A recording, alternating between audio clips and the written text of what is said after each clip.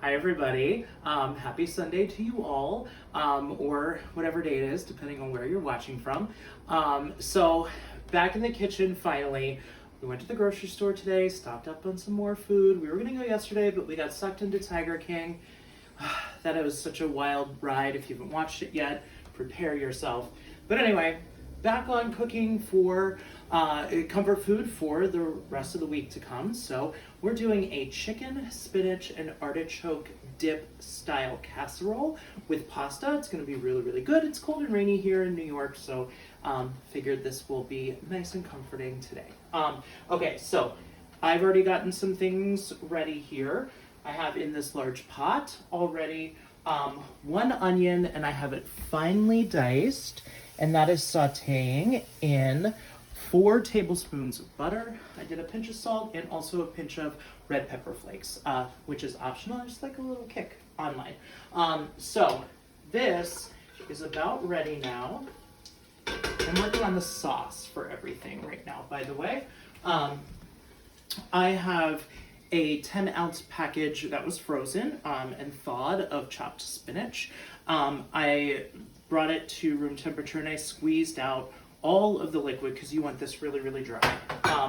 What I'm gonna do is sort of like crumble this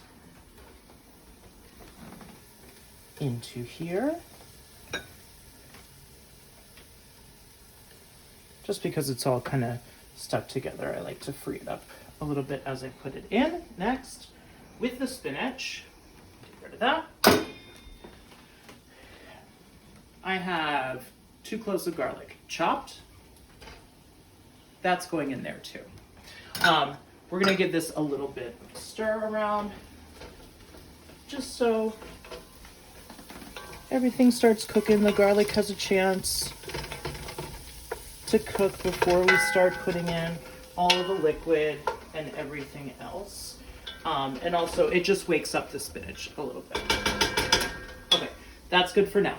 All right, that can go for a couple minutes. What I have done already is I have cooked in my oven at 375 2 large chicken breasts, which I rubbed with olive oil, sprinkled with salt, and cooked for about 35-40 minutes until they were just barely done. Then I cooled it, we chopped it into bite-sized pieces. Also, while that was cooking, I brought a huge pot of water to boil, salted it abundantly, and I boiled 1 pound, 1 package of rotini pasta, or some sort of corkscrew or spiral, fusilli, whatever you can find. I think it holds the sauce and everything the best. So anyway, I drained that just short of al dente, and that is standing by along with my chicken, and we will add that into the sauce once we're ready for it. Okay, I feel like this is ready. We are gonna thicken this up with 3 tablespoons of flour. Usually in a roux type situation, I use equal parts fat to flour.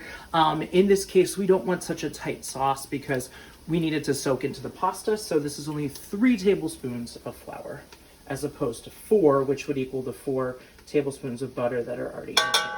All right, sprinkle that in. We're gonna stir that around. Let everybody kind of get introduced in the pot. It will absorb, the flour will absorb most of the liquid, any liquid that's still in here. And we're gonna let that cook a little bit just to get rid of the raw flour taste on that. About maybe a minute or 2 that's going to take. Okay, we're gonna give that a few more seconds. I'm going to introduce my liquid. I have 2 cups of whole milk and 1 cup of chicken stock for this, equaling 3 cups here.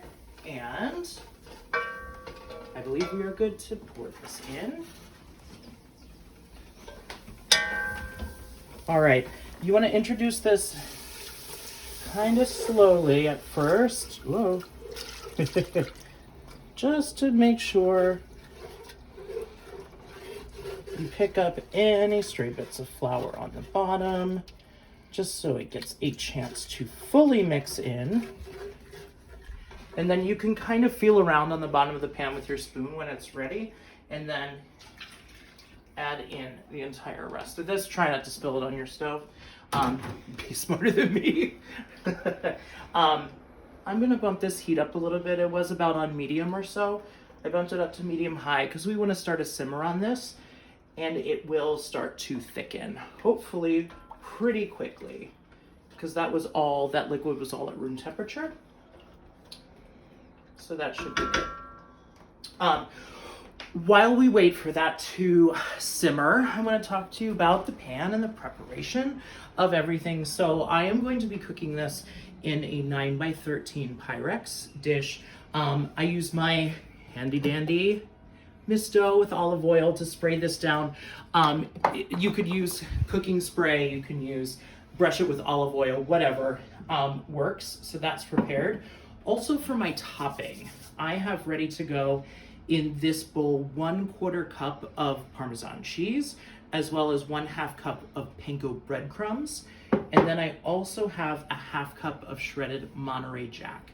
And these two combined are gonna be our wonderful crunchy topping once we get to that part. So we're going back over to the stove, check on how we're doing over here. Bump this up a little bit. All right, I think this will be a lovely time to season this up a little bit. I'm going to not give you a measurement on the salt because it's going to depend on your cheeses that you add in. Sometimes, depending on what brand you buy, it's saltier than others.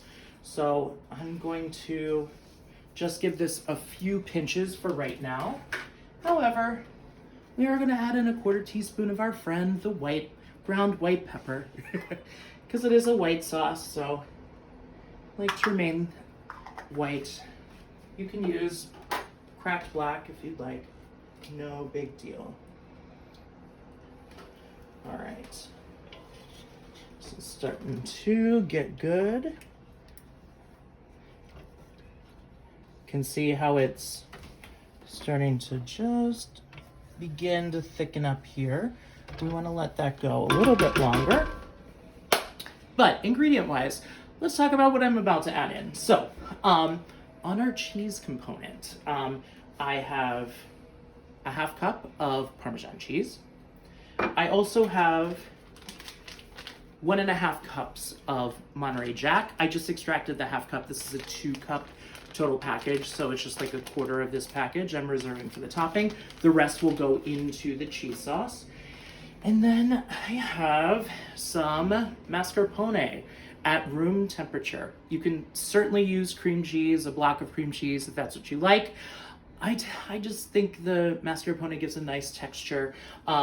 It's a little bit milder in flavor, and I think it makes it really, really silky at the end. All right.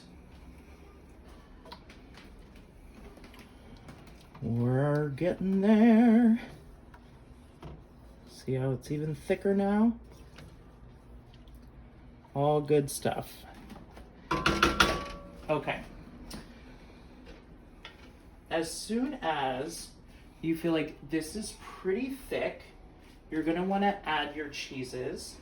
However, beware, I do knock the heat back a little bit because I don't want anything to burn.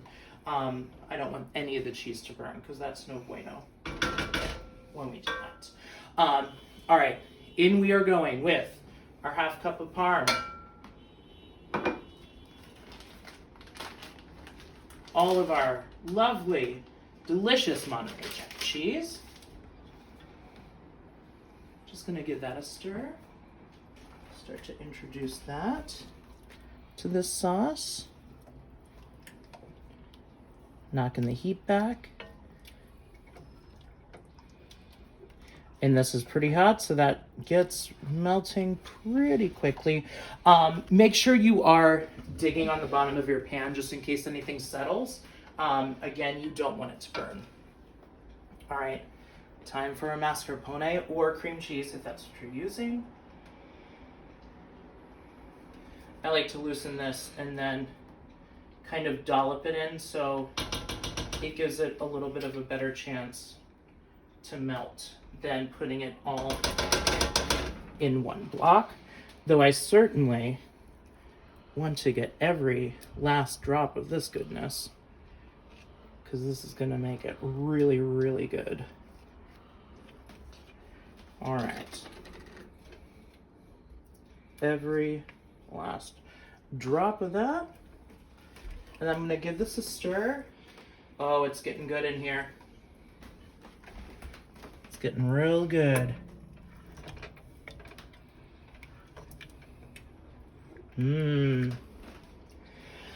Okay, once everything becomes fully incorporated here and it really, really thickens up, which will probably take another 5 minutes. I'm not going to waste our time doing that. But then at that point, we want to put in 2 of these small cans of artichoke hearts. They're already quartered, very convenient. I drain the can. They do come in water, so I just drain that off. So we have 2 of those cans. We're going to stir in our reserved chicken as well as all of our pasta. We'll give that a huge stir. Once that's fully incorporated, we can go literally right over here, pour it in our dish. I like to top with the Monterrey Jack first, so that starts melting a little bit, and then evenly distribute our Panko and Parmesan topping all over the top. If you want to give it a final flourish of a spray, of like a cooking spray, that's great because it gives you a little bit more of a brown crunchy topping. But anyway, once you have that assembled, this goes into the oven at 375 degrees for about, 30 minutes or so. Everything should still be hot, so all we're looking for is that nice brown top and a bubbly consistency with the sauce. So 30 minutes, 375, and dinner will be ready. Thanks, everybody.